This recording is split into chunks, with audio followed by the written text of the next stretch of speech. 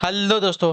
Good evening, नमस्कार। आप सभी का एक बार फिर से बहुत बहुत स्वागत है आप सभी के अपने यूट्यूब चैनल परीक्षा की शिक्षा में। आई होप कि आप सभी अच्छे होंगे, आपकी तैयारी बढ़िया तरीके से चल रही है। तो जो बच्चे क्लास में फर्स्ट टाइम पहली बार नए हो को बता दिया जाए कि हमारे चैनल में आपकी बीएड परीक्षा 2024 की तैयारी रेगुलर बेसिस पर करवाई जाए। तो जिसे भी तैयारी पूरी करनी है, कंप्लीट करनी है, चैनल को जो है सब्सक्राइब करके हमारे साथ जुड़ जाइएगा, ठीक है। और जो क्लासेस के बीएड के साथ साथ आपके जो डीएलएड वाले छात्र हैं उनके लिए भी इंपॉर्टेंट है, तो वो लोग भी जो क्लास को पूरा अटेंड करेंगे, ठीक है। क्लास का जो समय देख लीजिए, जीके जीएस की जो क्लास है सुबह 10 बजे डेली आपको हमारे चैनल पे देखने को मिलती है। रीजनिंग की जो क्लासेस आती है तो वो 1 बजे देखने को मिलती है। कलावर की जो क्लास है आपको देखिए शाम को 4 बजे देखने को मिलती है। और हिंदी की जो क्लास है आपको शाम को 7 बजे हमारे चैनल पे देखने को मिलती है। तो हमारे क्लासेस का जो शेड्यूल आप सबको इसको याद करके रखेंगे, इसी टाइम पे वो क्लासेस से जुड़ना, अपनी तैयारी को जो है पूरा और कंप्लीट करना है, ठीक है। बाकी आपका कोई भी डाउट हो, कोई भी क्वेश्चन हो तो आप हमारे के इंस्टाग्राम पर पूछ सकते हैं। परीक्षा के शिक्षा का हमारा इंस्टाग्राम का पेज है, नीचे डिस्क्रिप्शन में लिंक मिल जाएगा, फटाफट जाकर इंस्टाग्राम चैनल से जो है मैं जुड़ जाइए। बाकी पीडीएफ आपका हमारे टेलीग्राम का जो चैनल है उसको ज्वाइन करना होगा, परीक्षा के शिक्षा नाम का। नीचे डिस्क्रिप्शन आपसे इसका लिंक मिलेगा, फटाफट जाके टेलीग्राम चैनल से जुड़ जाइए, ठीक है। यहाँ पे जो डेली बेसिस का क्लासेस का अपडेट आपको दिया जाएगा, जिससे आपकी क्लास मिस नहीं होती है। जो कि एग्जाम का अपडेट होगा वो भी आपको यहाँ पे बताया जाएगा। तो आप लोग यहाँ पे जुड़े रहिएगा, ठीक है।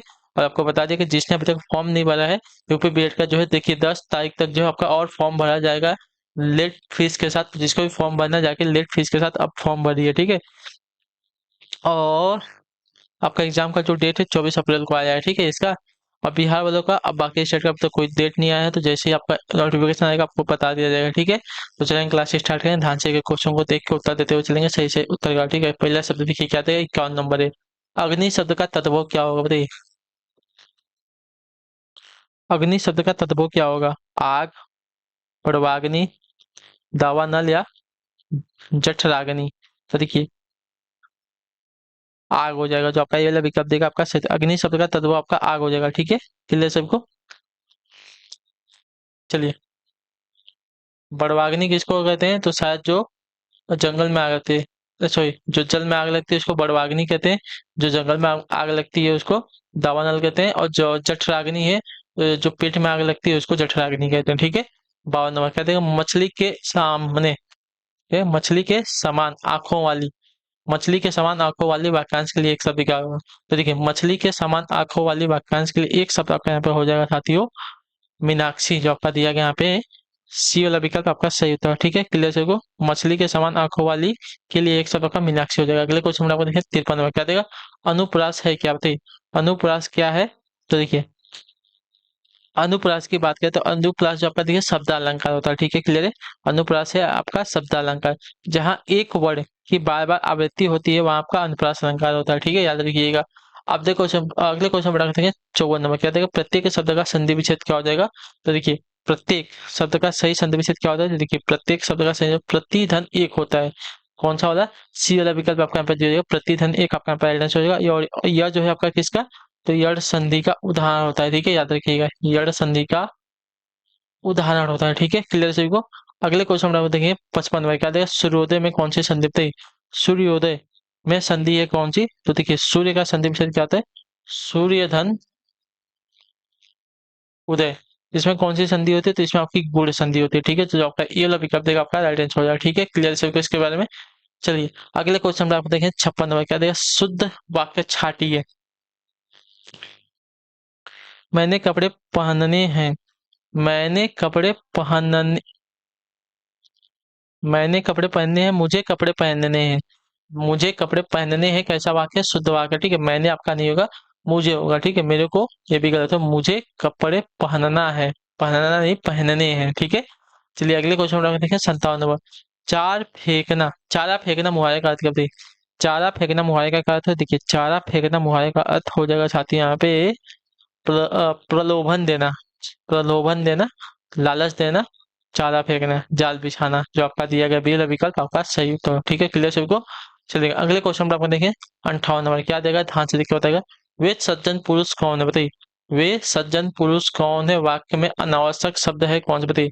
वे सज्जन पुरुष कौन है, वाक्य में अनावश्यक शब्द कौन सा है? तो देखिए वे सज्जन पुरुष कौन है, वाक्य में आपका अनावश्यक शब्द आपका यहाँ पे हो जाएगा पुरुष। जो आपका दिया गया बी विकल्प आपका सही उत्तर हो जाएगा, ठीक है। क्लियर? वे सज्जन पुरुष कौन है, इसमें जो पुरुष शब्द दिया आपका अनावश्यक है, क्योंकि सज्जन में जन जो है पुरुषवाची पहले से है, ठीक है। क्लियर? सबको इसका जो आपका पीला पिकअप देगा आपका राइट आंसर होगा, ठीक है। क्लियर? वे सज्जन पुरुष कौन है, तो समझो वाक्य में अनावश्यक शब्दों का पुरुष जो दिया गया आपका यहाँ पे गलत हो जाएगा। ठीक है, पुरुष आपका अनावश्यक शब्द है यहाँ पे। ठीक है, वे सज्जन कौन है, तो वे सज्जन कौन है आपका सीधा सीधा वाक्य हो जाता है। ठीक है, पुरुष की इसमें जरूरत नहीं थी हमको। ठीक है, ये आपका अनावश्यक शब्द है यहाँ पे। ठीक है, अगले क्वेश्चन हम लोग देखें 59 नंबर कहते हैं राम की शक्ति पूजा के रचनाकार बताइए। राम की शक्ति पूजा के रचनाकार कौन है, सत्य बताइए। राम की शक्ति पूजा के रचनाकार कौन है, देखिए राम की शक्ति पूजा के रचनाकार रचयिता जो आपका देखिए सूर्यकांत त्रिपाठी निराला है, तो जो आपका ये वाला विकल्प देगा आपका सही उत्तर हो जाएगा। ठीक है, अगला क्वेश्चन देखिए आपका 60 नंबर कहते हैं विद्युत आपूर्ति में बार बार आने वाली बाधा को दूर करने के लिए किस प्रकार का पत्र लिखे बताइए। विद्युत आपूर्ति में बार बार आने वाली बाधा को दूर करने के लिए किस प्रकार का पत्र लिखा जाएगा साथियों, तो यहाँ पे जो आपका देखिए शिकायती पत्र लिखा जाएगा। ठीक है, विद्युत की आपूर्ति हो रही है, इसके लिए हम क्या करेंगे, शिकायत करेंगे, तो यहाँ पे शिकायती पत्र लिखा जाएगा। ठीक है, क्लियर सबको। इसके बाद जो आपका सी विकल्प देगा है 60 पे आपका सही। तो अगले क्वेश्चन होगा 61 नंबर क्या देगा है, ध्यान से देखिएगा बताएगा राइट आंसर। इनमें से निबंधकार के रूप में कौन चर्चित रहा है बताइए। इनमें से निबंधकार के रूप में कौन चर्चित रहा है, तो देखिए आपका राइट आंसर हो जाएगा साथियों विद्या निवास मिश्र जो आपका दिया गया यहाँ पे ये वाला विकल्प आपका राइट है। इनमें से निबंधकार के रूप में कौन चर्चित रहा है, तो विद्या निवास मिश्र जो आपका ये वाला विकल्प देगा आपका पे सही उत्तर हो जाएगा। ठीक है, क्लियर से इसके बारे में। अगले क्वेश्चन हम लोग देखेंगे 62 नंबर क्या देगा, निर्देश देगा प्रश्न संख्या 62 और 30 के निम्नलिखित प्रश्नों में 4 वैकल्पिक वर्तनी दी गई है, सही वर्तनी वाले शब्द का चयन करना है। ठीक है, अनुच्छेद अनुच्छेद की वर्तनी कौन सी शुद्ध होती है, देखिए आपकी अनुच्छेद की वर्तनी जो आपकी दी गई है ए और सी दोनों की दोनों यहाँ पे शुद्ध है, तो आपका दिया गया यहाँ पे ये या तो सी दोनों आपके यहाँ पे राइट आंसर हो जाएगा। ठीक है, क्लियर सभी को इसके बारे में। चलिए अगले क्वेश्चन में हम देखें 30 नंबर पूंजीवाद की कौन सी वर्तनी शुद्ध है, तो पूंजीवाद की वर्तनी जो दी गई है बी वाली जिसपे बड़ी ऊ की मात्रा है, तो आपका दिया गया बी वाला विकल्प आपका राइट आंसर हो जाएगा। ठीक है, चलिए अगले क्वेश्चन हम देखेंगे 64 नंबर कवि स्वर। कवि स्वर में कौन सी संधि हमको बताना है ना,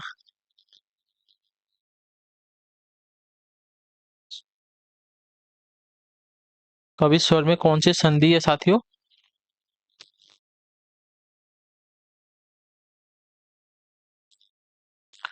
चलिए बताइए।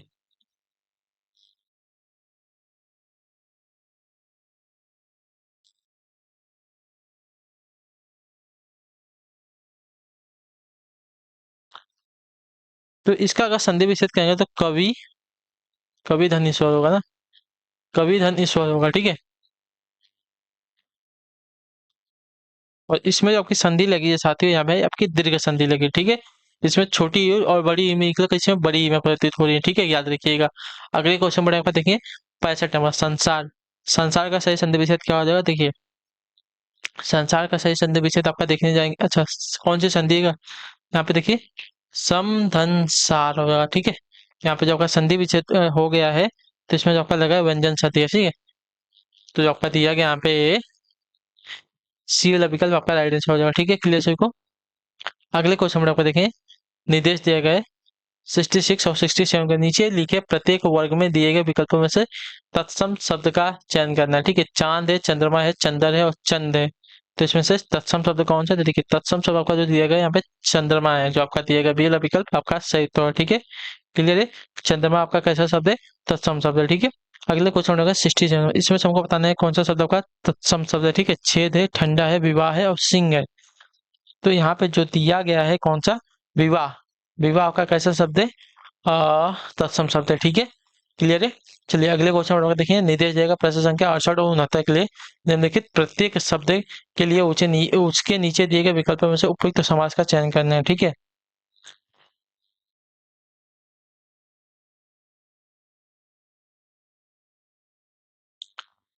ठीक है, चलिए बताइए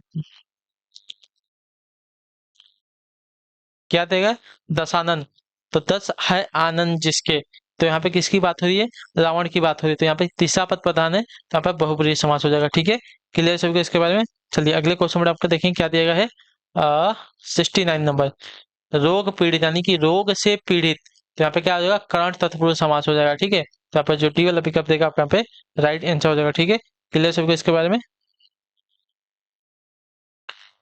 चलेंगे अगले क्वेश्चन पे ध्यान से देखेंगे क्या पूछा गया, उत्तर देने की कोशिश करेंगे। आपका क्या है 70 नंबर क ख ग फ में कौन सा जो शब्द है उर्दू से लिया गया है। ठीक है, बताइए।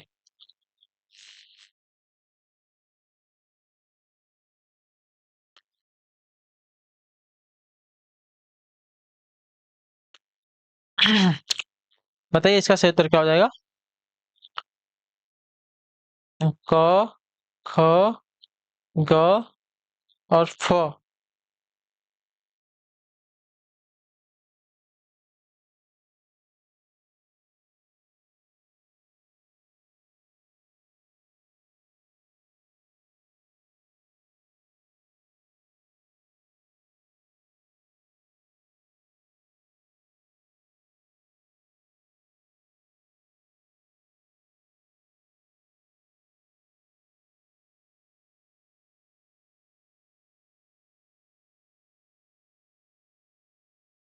तो आपका यहाँ पे राइट आंसर क्या हो जाता है? तो इसमें जो दिए गए फ, ख, ख तो नहीं होगा साथी, फ होगा ना, फ होगा, ठीक है।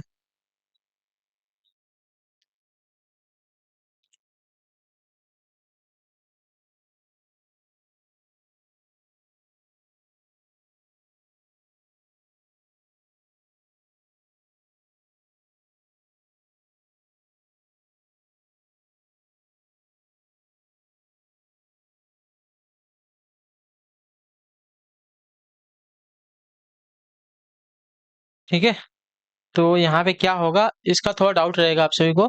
तो देखिए, इसका क्लियर किया जाएगा, कैसे बताया जाए? तो क, ख, ग और फ, इसमें आपका देखिए ख दिया गया है, लेकिन मैं आपको कंफर्म करके बता दूंगा, ठीक है। मुझे ऐसा लग रहा है फ होगा, लेकिन आपका जो आंसर शीट में ख दिया गया है, ठीक है।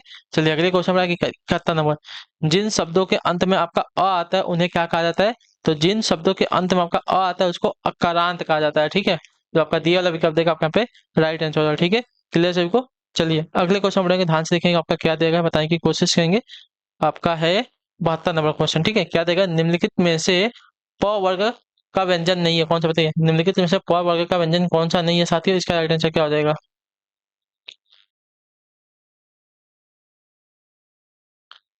बताइए।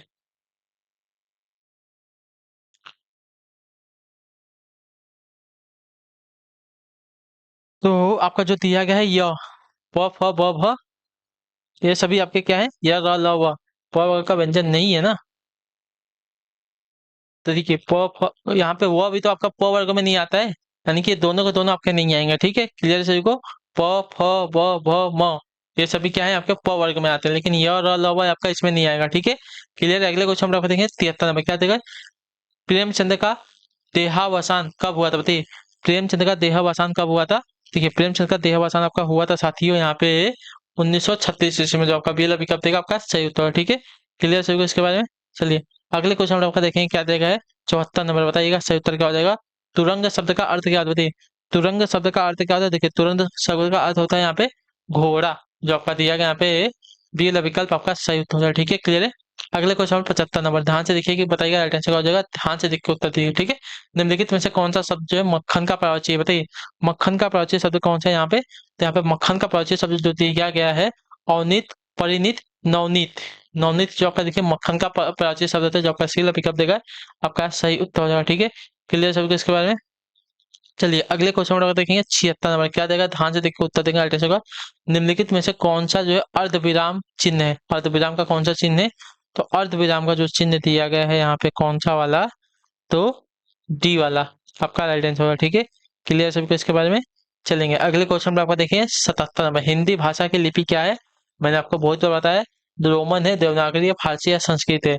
तो देखिए, यहाँ पे जो देगा हिंदी भाषा की लिपि आपकी देवनागरी है, जो आपका पी वाला विकल्प देगा आपका राइट आंसर, ठीक है। चलिए अगले क्वेश्चन पर आते हैं 78 नंबर। इनमें से किस वाक्य की क्रिया सकर्मक है? बताइए, इनमें से किस वाक्य की क्रिया आपकी सकर्मक है?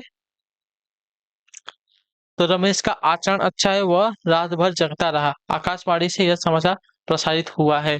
इसमें जो आपकी क्रिया है सकर्मक क्रिया है, तो जो आपका दिया गया यहाँ पे सी वाला विकल्प आपका सही उत्तर हो जाएगा, ठीक है। क्लियर सभी को इसके बारे में? सकर्मक क्रिया, जहाँ की क्रिया का असर जो है कर्ता पर न पड़कर कर्म पर पड़ता है, उसको सकर्मक क्रिया कहता है, ठीक है। तो आकाशवाणी से यह समाचार प्रसारित होता है, इसमें आपका सकर्मक क्रिया है, ठीक है। अगले क्वेश्चन में आपका देखें 79 नंबर। क्या दिया गया है? इनमें से कौन सा शब्द जो है विशेषण नहीं है? ठीक है। दिग्भ्रम, दिग्भ्रमित, दिग्भ्रांत, उद्भ्रांति, इनमें से कौन सा शब्द जो का विशेषण नहीं है? तो आपका देखिए दिग्भ्रम। दिग्भ्रम कैसा शब्द है? आपका विशेषण शब्द नहीं है, तो जो आपका ए वाला विकल्प देगा आपका सही उत्तर हो जाएगा, ठीक है। क्लियर है?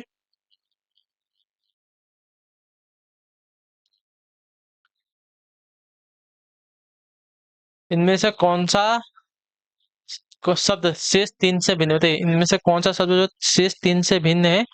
तो आपका देखिए, संयुक्त, सलिल, संलिष्ट, ये सभी क्या है आपके एक है, लेकिन संपृष्ट संपृक्त जो दिया गया, संपृक्त आपका यहाँ पे भिन्न नहीं है, तो जो आपका दिया मतलब भिन्न है इन तीनों से, तो जो आपका दिया गया ये वाला विकल्प आपका यहाँ पे राइट आंसर। ठीक है, संपृक्त जो दिया गया संयुक्त, सलिल और संलिष्ट से आपका यहाँ पे भिन्न है। ठीक है, क्लियर है। अगले क्वेश्चन हम लोग देखें 81 नंबर, क्या देगा है? इनमें से किस शब्द में आपका अ उपसर्गहीन का अर्थ नहीं देता? बताइए, इनमें से किस शब्द में जो आपका अ उपसर्गहीन का अर्थ नहीं देता है? कौन सा शब्द जो है अ उपसर्ग हीन का अर्थ नहीं देता है? देखिए, अवमूल्यन, अवनीत, अवनति, अवमानना, अवधान। तो यहाँ पे जो आपका अ उपसर्ग इसमें जो है आपका हीन का अर्थ नहीं देता है। ठीक है, जो आपका दिया गया डी वाला विकल्प आपका राइट आंसर है। ठीक है, क्लियर है इसके बारे में।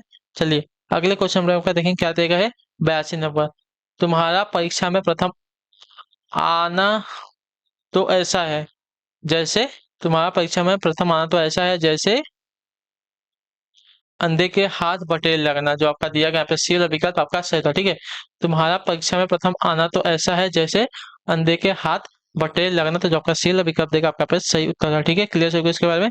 चलिए अगले क्वेश्चन बढ़ते हैं 83 नंबर, क्या देगा? ध्यान से देखिएगा, बताइएगा आठ का।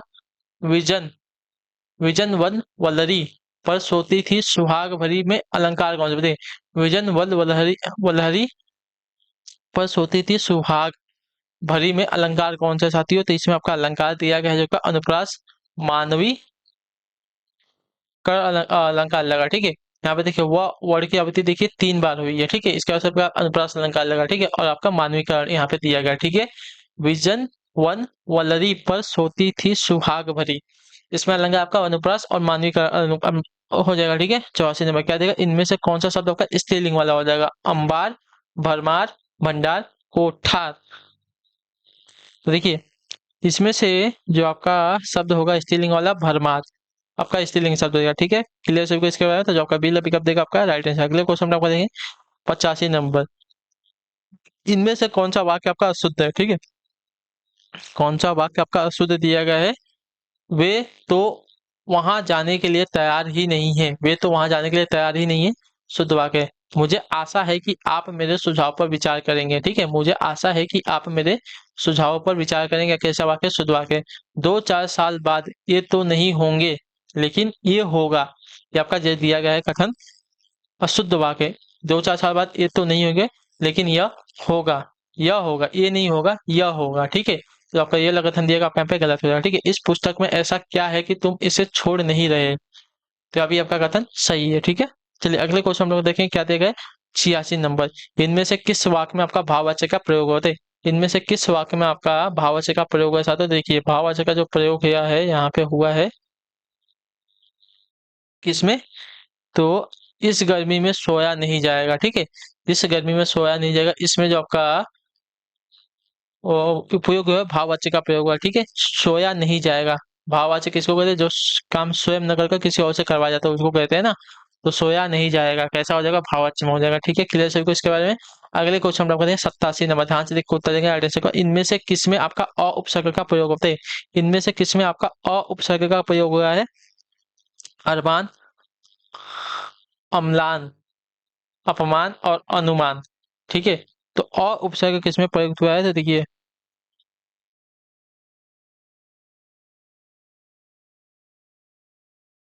अम्लान नहीं है, यह का अमलान है। ठीक है, तो इसमें आपका अ उपसर्ग लगा। ठीक है, अ प्लस मलान, तो इसमें आपका अ उपसर्ग लगा। ठीक है, क्लियर सभी को? इसमें आपका अ उपसर्ग लगा, इसमें आपका अनु उपसर्ग है, इसमें आपका अप उपसर्ग है। ठीक है, अगले क्वेश्चन में आपको देखेंगे क्या देगा है 88 नंबर, इनमें से कौन सा शब्द आपका प्रत्यय रहित है? ठीक है, प्रत्यय रहित कौन सा शब्द है इसमें? तो देखिए, प्रत्यय यानी कि जो शब्द के अंत में लगता है, मलयानिल, स्वप्निल, उर्मिल, स्नेहिल। तो इसमें किसमें जो है आपका क्या बोलते हैं प्रत्यय नहीं लगा है? तो मलयानिल में। ठीक है, मलयानिल में आपका कोई प्रत्यय नहीं लगा है, याद रखिएगा। ठीक है, यानी कि शब्द के अंत में कई, स्वप्निल में आपका देखिए प्रत्यय लगा है, उर्मिल में आपका प्रत्यय लगा है और स्नेहिल में आपका प्रत्यय लगा है, लेकिन आपका मलयानिल में आपका कोई उपसर्ग नहीं मतलब प्रत्यय नहीं लगा है।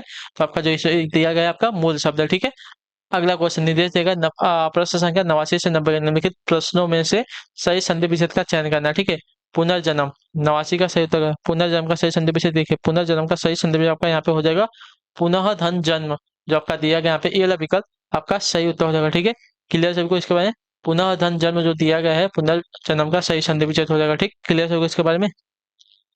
चलिए फिर अगले क्वेश्चन हम पढ़ेंगे, ध्यान से देखेंगे क्या दिया गया है 90 नंबर पर।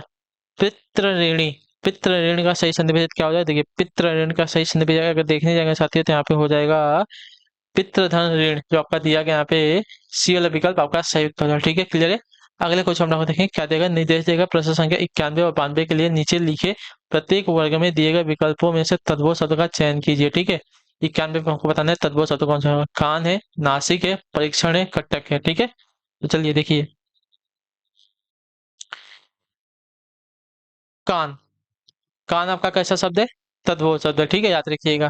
ठीक, अगले क्वेश्चन हम देखें, इसमें से हमको बताने तद्भव शब्द पीड़ा, केरा, पर्याप्त और शिल्प, इसमें से कौन सा आपका तद्भव शब्द है? देखिए तद्भव शब्द जो आपका दिया गया है पीड़ा, पीड़ा आपका कैसा शब्द है? तद्भव शब्द जो आपका दिया गया ये वाला विकल्प आपका राइट आंसर है। ठीक है, क्लियर सबको इसके बारे में। चलिए अगले क्वेश्चन हम देखें 93 नंबर क्या देगा प्रश्न संख्या 93 और 54 निम्नलिखित विकल्पों में से बेमेल असंगत शब्द का चयन कीजिए। ठीक है, समस्या, जटिलता, कठिनाई, खेद। तो खेद यहाँ पे क्या हो जाएगा साथियों? भिन्न हो जाएगा इन तीनों में से। ठीक है, क्लियर सभी को। समस्या देखिए जटिलाई और कठिनाई किसी कार्य को करने में होती है, और खेद जो है जताया जाता है किसी को। ठीक है, तो आपका अलग हो जाएगा खेद। ठीक है, क्लियर हो गया इसके बारे में। चलिए अगला क्वेश्चन देखिए, इसमें से हमको क्या बताना है? भिन्न बताना, शारीरिक, दैहिक, मानसिक, आदि। तो यहाँ पे जो आपका क्या दिया गया है? भिन्न ना, तो भिन्न आपका जो दिया गया यहाँ पे आदि हो जाएगा। ठीक है, शारीरिक, दैहिक और मानसिक क्या है आपके ये समान शब्द हो जाएंगे, लेकिन आदि जो है आपके यहाँ पे भिन्न हो जाएगा। ठीक है, क्लियर सबको इसके बारे में। चलिए अगले क्वेश्चन में आपको देखेंगे 95 नंबर, कैदी और कोकिला शीर्षक कवि के कविता के कवि का नाम बताइए क्या है? कैदी और कोकिला शीर्षक कविता के कवि का नाम क्या है? तो देखिए माखनलाल चतुर्वेदी, जो आपका सी विकल्प देगा आपका सही। ठीक है, कैदी और कविता को शीर्षक कविता के कवि का जो नाम है माखनलाल चतुर्वेदी है, तो जो आपका सी ऑप्शन देगा आपका सही। तो अगले क्वेश्चन में देखें 96, महावीर प्रसाद द्विवेदी ने आदिकाल को क्या संज्ञा दी है? बताइए महावीर प्रसाद द्विवेदी ने आदिकाल को क्या संज्ञा दी है? तो आपका राइट आंसर साथियों बीजोपन की, बीजोपन की काल की संज्ञा दी है, तो जो आपका डी विकल्प देगा आपका राइट आंसर। महावीर प्रसाद द्विवेदी ने आदिकाल को जो है बीजोपन काल की संज्ञा दी है। ठीक है, क्लियर सबको इसके बारे में। चलिए अगले क्वेश्चन में देखेंगे 97, अति सुदो स्नेह को मार्ग है, अति सुदो स्नेह को मार्ग है पक्ति किसकी पक्ति है? बताइए अति सुदो स्नेह को मार्ग है या जो है किसकी पक्ति है? या जो पक्ति है साथियों आपकी हो जाएगी घनानंद जी की, जो आपका दिया गया टी वाला विकल्प आपका सही। अति सुदो स्नेह को मार्ग है किसकी पक्ति है? तो घनानंद जी की। ठीक है, अगले क्वेश्चन में आपका 98 में क्या देगा, आधुनिक हिंदी साहित्य की पहली आत्मकथा के लेखक कौन माने जाते हैं? बताइए आधुनिक हिंदी साहित्य की पहली आत्मकथा के लेखक कौन माने जाते हैं? तो आपका राइट आंसर बाबू श्याम सुंदर दास जी, जो आपका दिया गया यहाँ पे ये वाला विकल्प आपका सही उत्तर है। ठीक है, आधुनिक हिंदी साहित्य की पहली आत्मकथा के लेखक जो आपके बाबू श्याम सुंदर जी दास जी जो है माने जाते हैं। इतना याद रखिएगा। ठीक है, क्लियर हो गया इसके बारे में। चलिए अगला क्वेश्चन देखिए 99 नंबर क्या देगा, ध्यान से देखिएगा बताइएगा राइट आंसर का। श्वास के आधार पर वर्णों के दो रूप होते हैं, कौन से बताइए? श्वास के आधार पर वर्णों के दो रूप कौन से होते हैं? देखिए श्वास के आधार पर वर्णों के दो रूप जो दिए गए हैं यहाँ पे अल्प प्राण और महाप्राण होते हैं। ठीक है, जो आपका दिया गया यहाँ पे बी वाला विकल्प आपका सही उत्तर। ठीक है, क्लियर है। आखिरी क्वेश्चन है, ध्यान से देखिए निम्न में से दंतव्य वर्ण कौन सा? बताइए दंतव्य वर्ण यहाँ पे कौन सा हो जाए? देखिए दंतव्य वर्ण की बात की जाएगी तो यहाँ पे जो दिया गया है तो आपका तंतव्य वर्ण होता है, जो आपका दिया गया यहाँ पे सी वाला विकल्प आपका सही था। ठीक है, क्लियर है। तो इसी के साथ जो आपकी क्लास है आज की यहीं पे कंप्लीट होते हैं। आई होप जो क्लास जाती है अच्छी लगे, अच्छी क्लास को लाइक करें, चैनल को सब्सक्राइब करें और हमें जो है कमेंट में अपनी राय जो है तो हम आपसे मिलते हैं आपकी अगली क्लास में। तब तक के लिए टाटा बाय बाय, जय हिंद, जय भारत। आपसे क्लास से जुड़ने के लिए बहुत बहुत ही धन्यवाद साथियों।